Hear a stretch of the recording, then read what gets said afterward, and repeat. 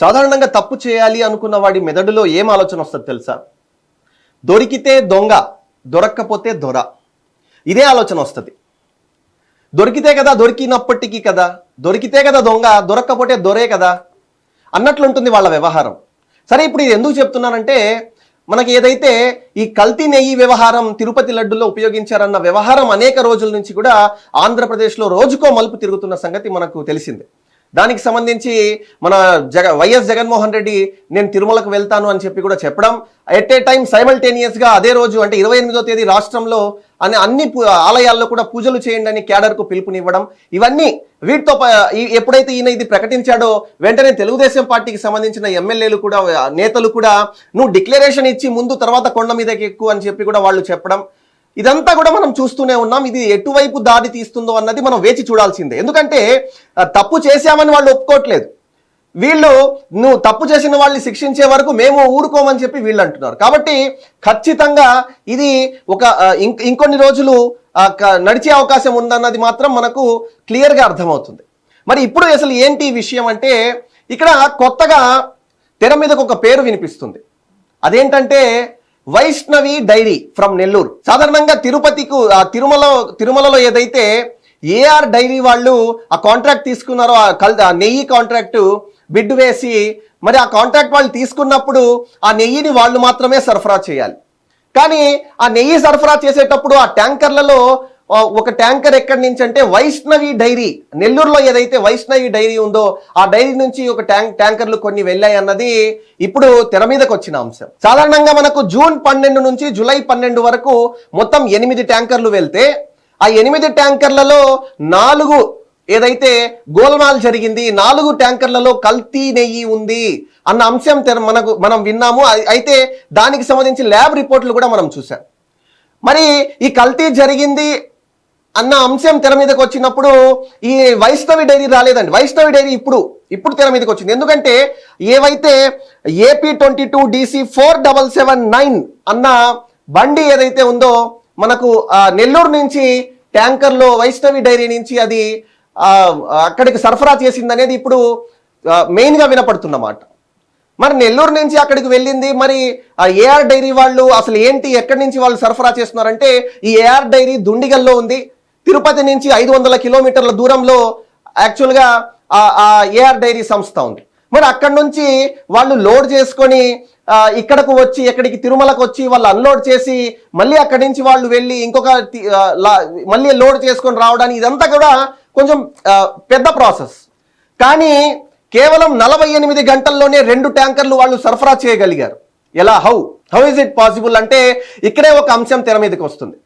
ఒకసారి AR dairy నుంచి వచ్చిన లారీ ఇక్కడ అన్లోడ్ చేసుకొని ఇక్కడి నుంచి మళ్ళీ దుండిగల్కు వాళ్ళు వెళ్ళలేదు. తిరుపతి నుంచి వాళ్ళు నెల్లూరుకు వచ్చి, నెల్లూరు నుంచి ఏదైతే లారీ ఉందో ఆ ట్యాంకర్ ఉందో, నెల్లూరు నుంచి వైష్ణవి డైరీ నుంచి ట్యాంకర్ వెళ్ళి తిరుమలలో అన్లోడ్ చేశారన్నది ఇక్కడ ప్రధానంగా వినిపిస్తున్న ఆరోపణ.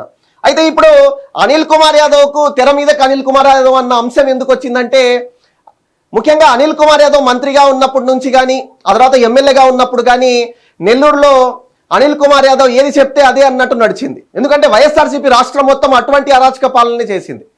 మరి అనిల్ కుమార్ యాదవ్ మీద వాస్తవంగానే కొన్ని అనుమానాలు ఉన్నాయి. అనిల్ కుమార్ యాదవ్ చెన్నైలో ఎందుకు మకాం కట్టుకుంటున్నారు? ఏఆర్ డైరీ సంస్థతో అనిల్ కుమార్ యాదవ్కు సంబంధాలు ఏంటి? వైష్ణవి డైరీతో అనిల్ కుమార్ యాదవ్కు ఉన్న సంబంధాలు ఏంటి?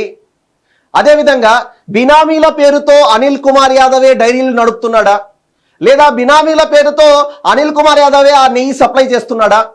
ఎన్ని కోట్లకు ఈ డీల్ కుదిరింది? ఎన్ని కోట్లు ఈ డీల్లో కమిషన్లుగా వెళ్ళాయి? ఇటువంటి అనుమానాలన్నీ తెర మీదకు వస్తున్నాయి.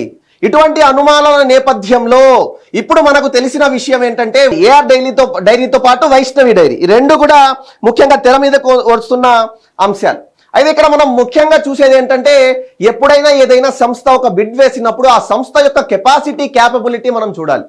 ఆ సంస్థ యొక్క కెపాసిటీ క్యాపబిలిటీని దృష్టిలో ఉంచుకొని ఆ సంస్థ ఏదైతే దేవస్థానం ఉందో దేవస్థానం వాళ్ళకి ఆ కాంట్రాక్ట్ అప్పగించాలి.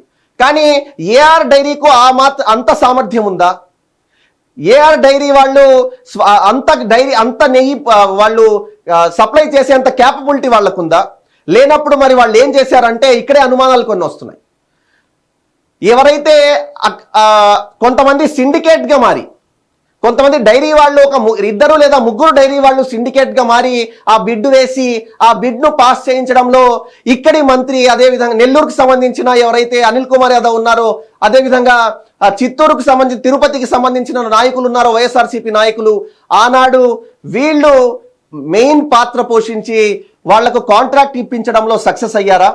నెల్లూరు అన్న అంశం తీసుకున్నప్పుడు వైష్ణవి డైరీ అన్న ఏదైతే వైష్ణవి డైరీ నుంచి లారీలు ఏవైతే ట్యాంకర్లు సప్లై అయ్యాయో మీరు అనొచ్చు, అక్కడ వాళ్ళకు కూడా ట్యాంకర్లు ఉండొచ్చు కదా, సప్లై అవ్వచ్చు కదా అంటే నేను అందుకే చెప్పాను మీకు 48 గంటల్లో 2 ట్యాంకర్లు వాళ్ళు ఎలా సప్లై చేయగలిగారు అన్న అంశం తెర మీదకి వచ్చినప్పుడు, అక్కడి నుంచి ఒక లారీ వచ్చినప్పుడు తిరిగి వాళ్ళు అక్కడికి వెళ్ళి వాళ్ళు నేరుగా ఇక్కడికి రావాలి, ఇక్కడ అన్లోడ్ చేయాలి, మళ్ళీ ఇక్కడి నుంచి అక్కడికి వెళ్ళాలి, అక్కడ లోడ్ చేసుకోవాలి, అక్కడి నుంచి రావాలి. ఇది లేదు అన్నప్పుడు వాళ్ళు ఏం చేశారంటే మధ్యలోకి వచ్చి నెల్లూరు నుంచి ఒక లారీ సప్లై అయిందా, ఒక ట్యాంకర్ సప్లై అయిందా, ఏదైతే 4 ట్యాంకర్లుగా చెప్పబడుతున్నాయో ఈ ట్యాంకర్లలో నెల్లూరుకు సంబంధించిన 4 ట్యాంకర్లు ఉన్నాయా అన్నదే ఇప్పుడు మనకు తెలియాల్సిన అంశం.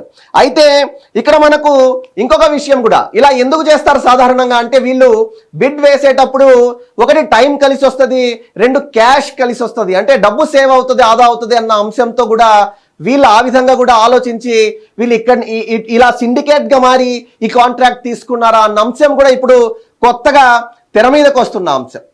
మరి ఇప్పుడు ఏదైతే మనం ఏఆర్ డైరీ డుండిగల్లో ఉందని చెప్పామో, వీళ్ళు తీసుకున్న కాంట్రాక్ట్ ఏదైతే ఉందో ఈ కాంట్రాక్ట్ వాళ్ళు క్యాపబుల్ ఉండే తీసుకున్నారు. అందుకే దానికి తగ్గట్టుగా జగన్మోహన్ రెడ్డి ప్రభుత్వం జీవోలు మార్చి వాళ్ళకి ఆ కాంట్రాక్ట్ ఇచ్చేందుకు బిడ్ వాల్యూ తగ్గించి ఇచ్చారా?